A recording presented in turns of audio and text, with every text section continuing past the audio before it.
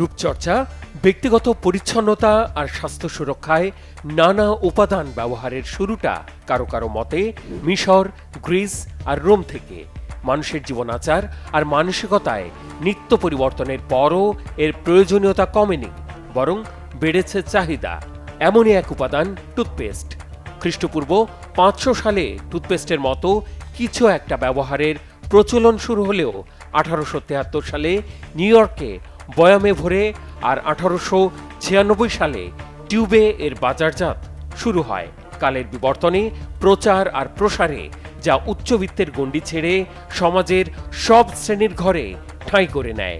এর উপাদান নিয়ে গবেষণার ধারাবাহিকতায় এবার দাবি করা হচ্ছে চুলের উপাদান নিয়ে তৈরি হচ্ছে দাঁত মাজার পেস্ট। এত কিছু থাকতে চুল দিয়ে টুথপেস্ট কেন? এর উপকারিতা কি? কবে আসবে হাতের নাগালে? মাথার চুলের উপাদান দিয়ে দাঁতের পরিচর্যার চিন্তা আর গবেষণার কাজটি করছেন একদল ব্রিটিশ গবেষক। গবেষণা চলছে কিংস কলেজ লন্ডনে। গবেষকরা বলছেন মানুষের চুল থেকে তৈরি টুথপেস্ট দাঁতের এনামেলের ক্ষয়রোধ আর এনামেলের ক্ষত মেরামতে হতে পারে কার্যকর ও টেকসই সমাধান।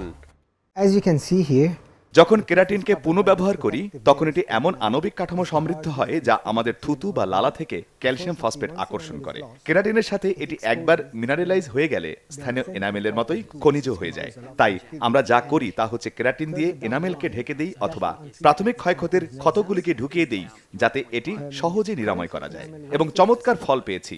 দেখা গেছে এটি করায় প্রচলিত প্লাস্টিক রেজিনের তুলনায় এনামেল 5 থেকে 6 গুণ বেশি শক্তিশালী হয়ে উঠেছে। সেই সাথে প্রতিরোধমূলক ব্যবস্থা ফ্লোরাইডের তুলনায় 200 গুণ বেশি ভালো হয়েছে। টক খাবার ও পানীয়, যত্নের অভাব আর বার্ধক্যের কারণে ধীরে ধীরে দাঁতের সুরক্ষার আবরণ ভেঙে ফেলে।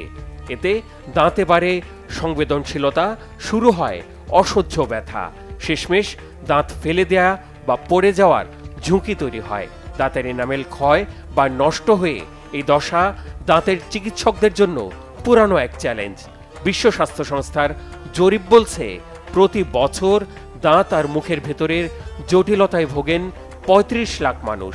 গবেষকরা জানিয়েছেন হাড় বা চুলের মতো দাঁতের এনামেল নতুন করে তৈরি হয় না, একবার ক্ষয় হয়ে গেলে হারিয়ে যায় চিরতরে।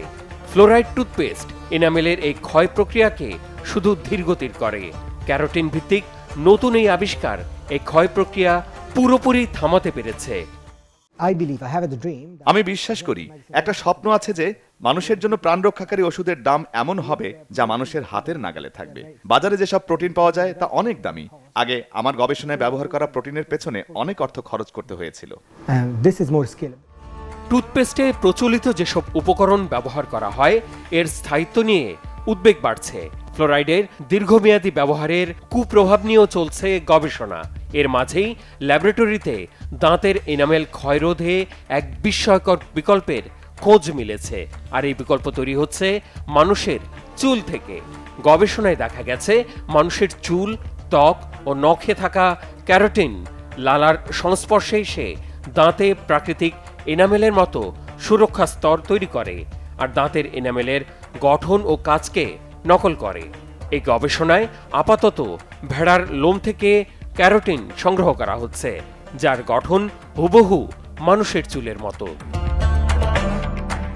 এই গবেষণাটি অ্যাডভান্সড হেলথ কেয়ার ম্যাটেরিয়ালসে প্রকাশিত হয়েছে।